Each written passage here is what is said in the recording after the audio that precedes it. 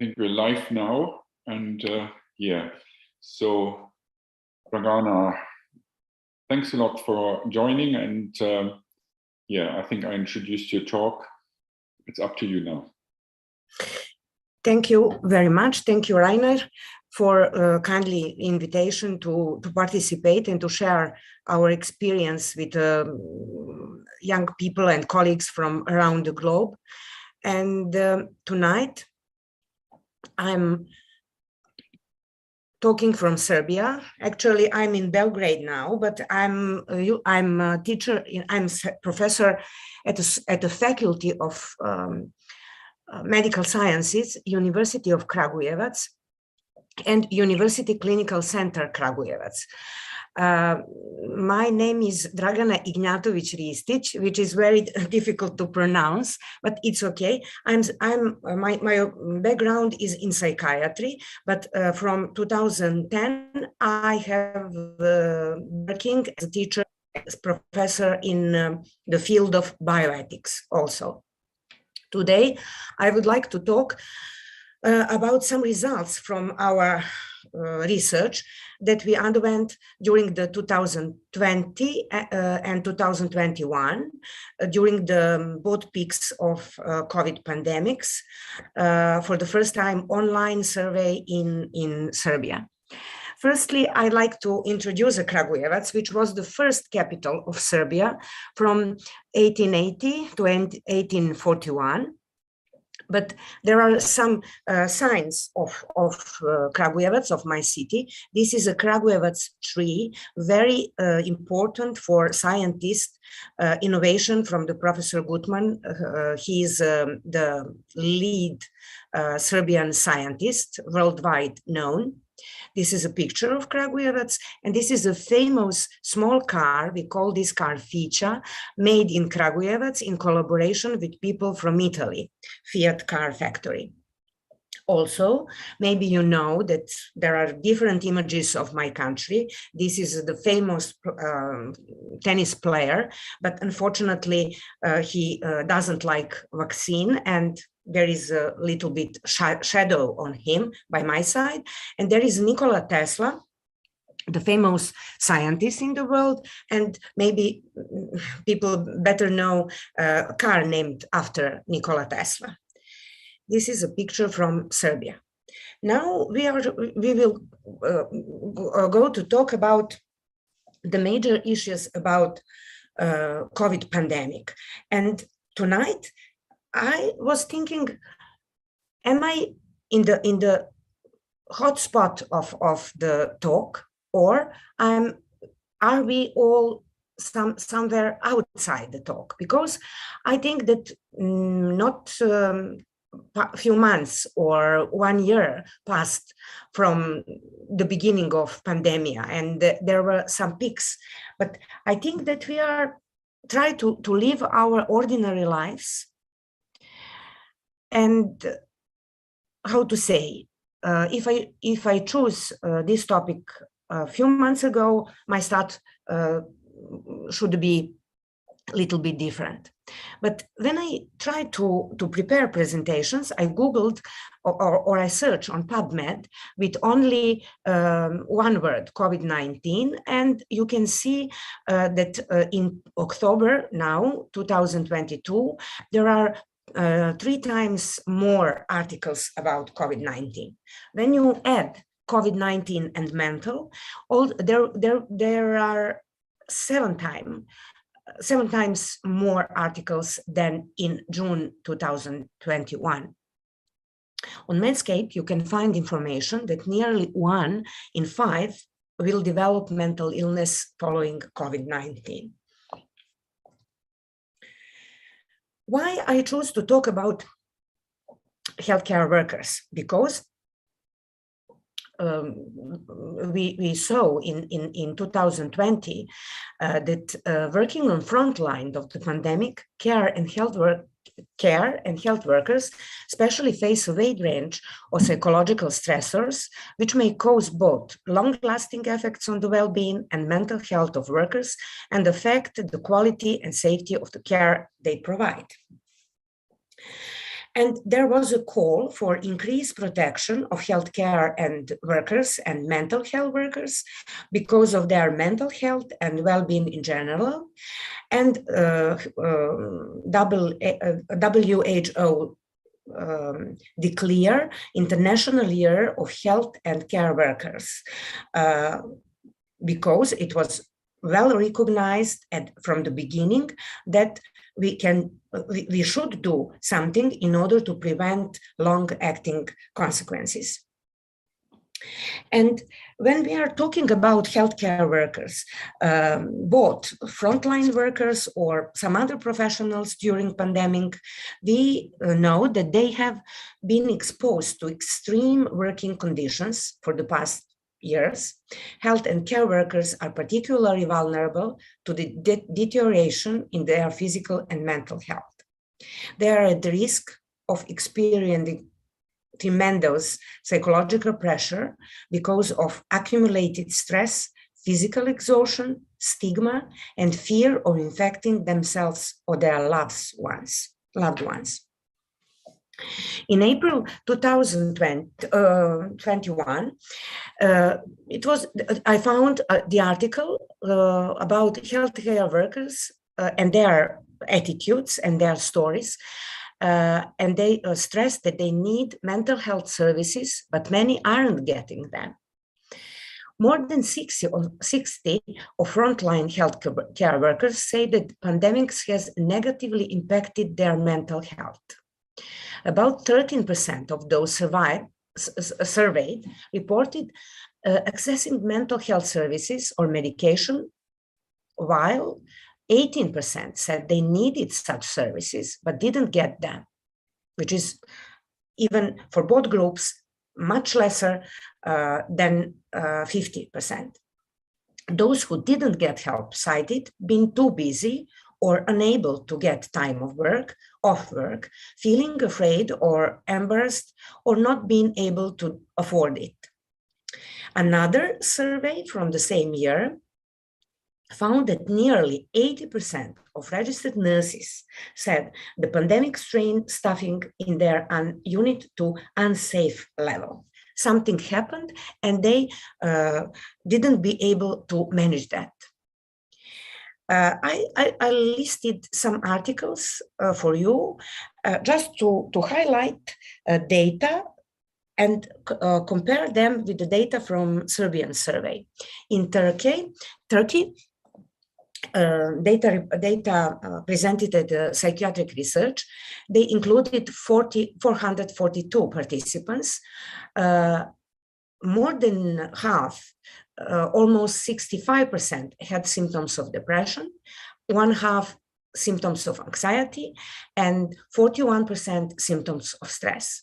Being female, young and single, having less work experience, working in frontline, were assessed with higher scores, whereas having a child was associated with lower scores in each subscales. Factors found to be associated with higher DAS total scores in frontline workers were increased weekly working hours, increased number of COVID patients cared for, lower level of support from peers or supervisors, lower logistic support, and lower feelings of competence during COVID-19 related tasks. From Mexico, they identified mental health problems were most prominent: insomnia, depression, and post-traumatic stress disorder, all which were more frequent in frontline health workers. A lack of rest time was the main risk factors for insomnia. Mourning, the death of friends or loved ones due to COVID-19 was the main risk factor for depression, and personal COVID-19 status was the main risk factor for PTSD. There is the article from Serbia, in which my colleagues described the total, one very big sample, 1,678 participants, with mean age of little bit more than 40 years, predominantly female sample. Out of those, 684 participants were medical personnel. Frontline medical personnel or staff reported higher scores on all measurement tools than second-line medical personnel. Also, binary logistic regression showed that the probability of developing more severe anxiety symptoms doubles in front medical personnel. At the beginning of pandemic, unfortunately, I broke my leg and it was severe trauma. So I have to be at home from beginning of February until mid-May. And unfortunately, I had time to prepare research. And I made consultation with a colleague from China, because in Serbia, we do not use a lot online survey. And at that time, at the beginning of pandemic, somewhere in March and April, I have planned to use paper questionnaire, but colleagues from China said, no, it is not good, because at that time they believe that virus will stay more than 6 hours on the surface of paper. So I decided to try online survey for two populations. One was for one survey was designed for academic staff from the Faculty of Medical Sciences, and another one was for the all medical professionals in Serbia. We published, because there was a calling for work about COVID in Psychiatry and Clinical Neuroscience, the article about levels of stress and resilience related to the COVID-19 pandemic among academic medical staff in Serbia. But now I would like to talk about mental health between healthcare workers during COVID-19 pandemic in Serbia in 2 consecutive years.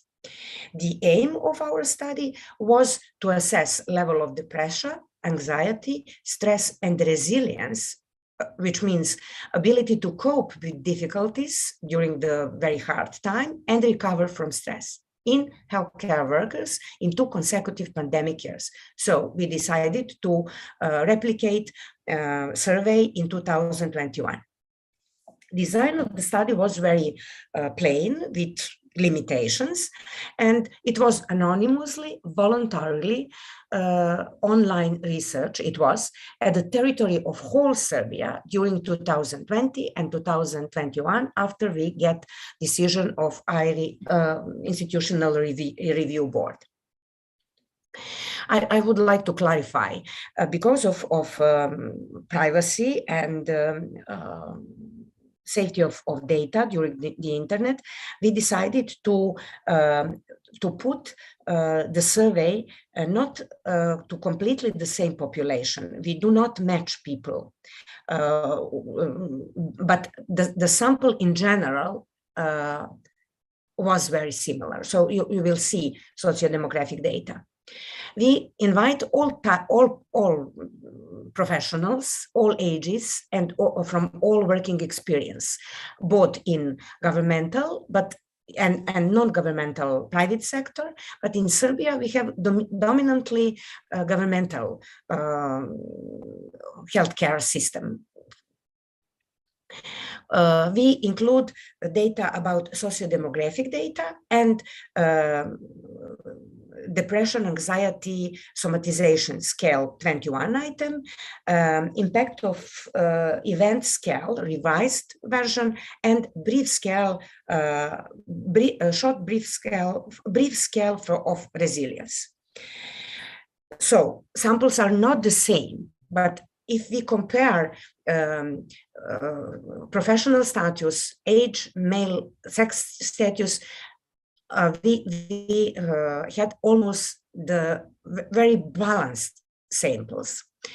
And people were more enthusiastic to help us to gain knowledge in 2020 with more than almost 1,200 medical professionals. In 2021, 700.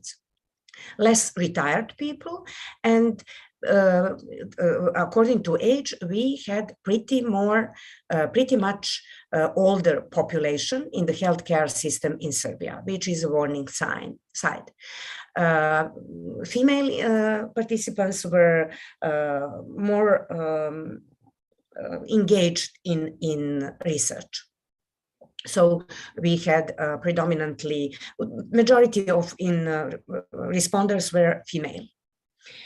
They employed at clinics, hospitals, and healthcare centers in both years. You can see that 3/4 of the samples in 2020 and 2021 were from the clinics, hospitals, and healthcare centers. But we also had another professionals. By profession, we had medical doctors and specialists and nurses predominantly, but we also included pharmacists and residents. And residents were more willingly to participate in 2021. They are by specialty. You can see the orange space at the circle, and psychiatrists were the more included. And so we invite all people, but psychiatrists are predominantly presented in our both samples.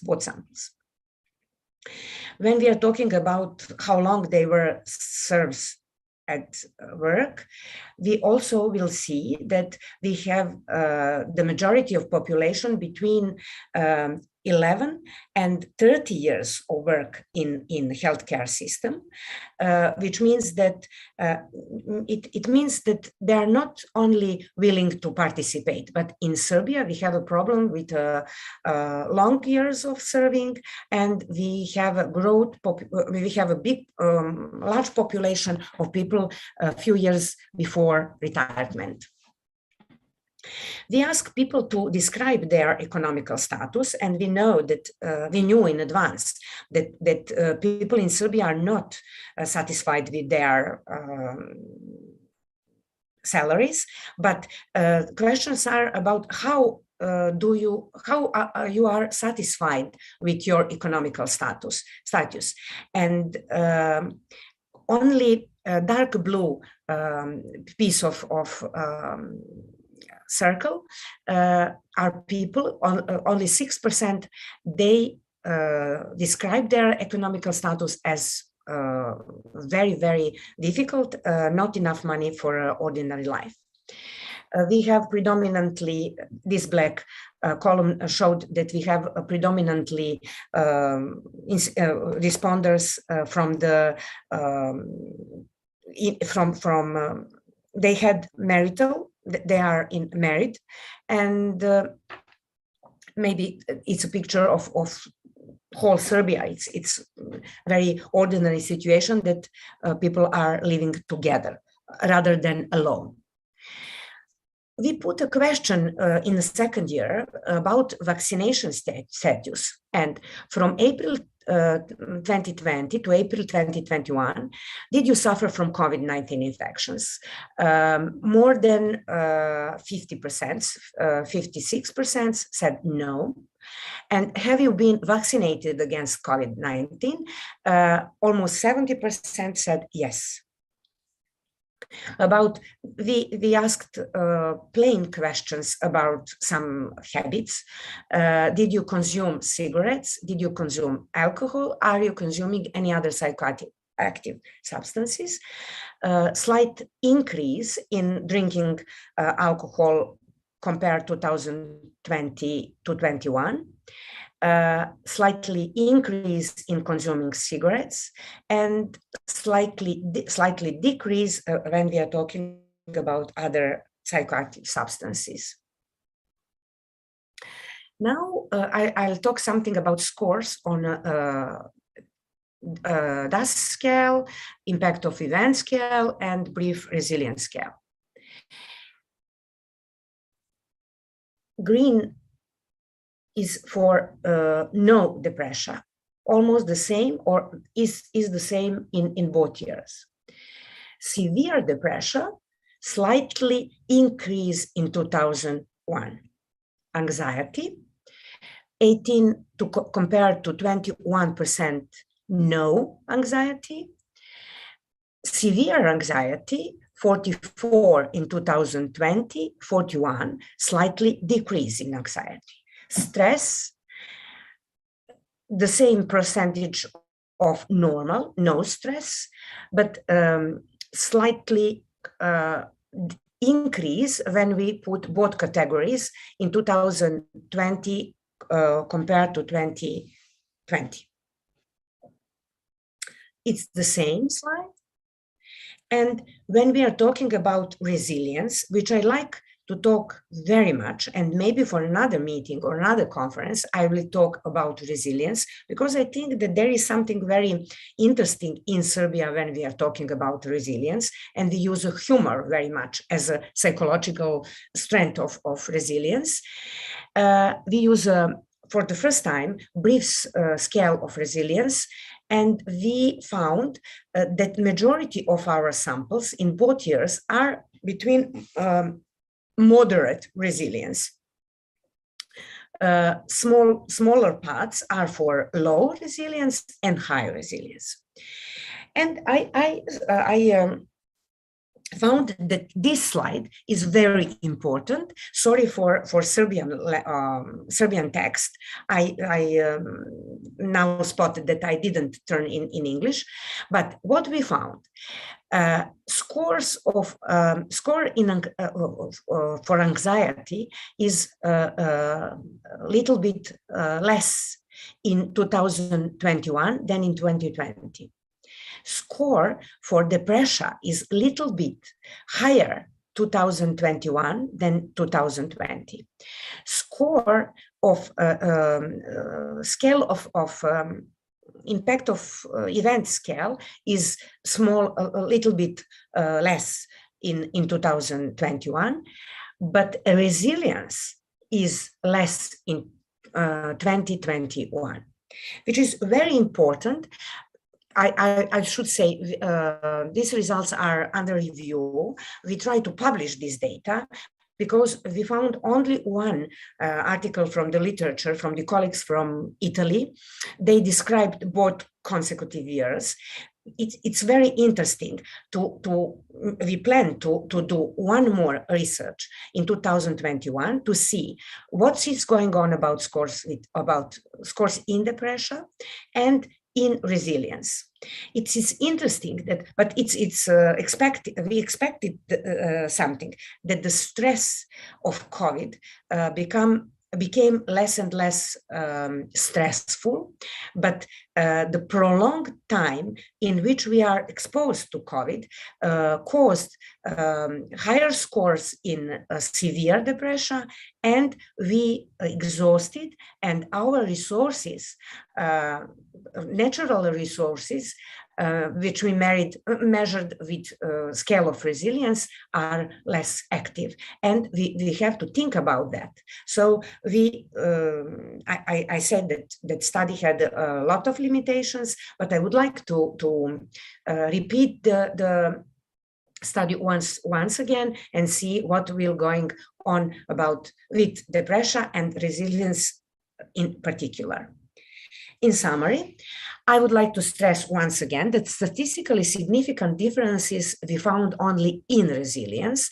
Statistical difference in both years in scores of depression is indicative, but not, it's very close to significantly important. In 2021, we found more responders between healthcare workers with low level of resilience. Also, secondly, anxiety and stress are less prominent, but level of depressiveness is higher in 2001 compared to 2020. And I'm in a group of the authors, which are not so, I don't like to discharge results which are very close to the level of significantly difference, and rather I will start one more research and to prove that. And thirdly, in 2021, we have less responders that complain about somatic symptoms.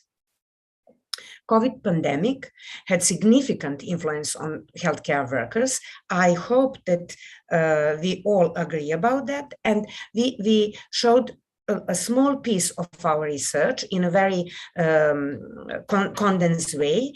And I hope that I convinced you that we have to take care about health, and not only a mental health, as well as about physical health. At the personal level, we have to look for help as soon as possible when we saw or notice unusual symptoms like depression or depressiveness, anxiety or insomnia. At the professional level, call for talk about organizational activities. Now we have a good experience, good or bad, but we have experience in such huge influence of pandemic on all of us and on society. And we should be pleasant for all in order to attenuate the level of stress during pandemic. So my call is to make something for the future, for the next pandemic, or for the next disasters, to take care about us and to learn during pandemic. In Serbia, we try to prepare something. So that's all for me. Take care, and take care of yourself and for the society in general. Thank you for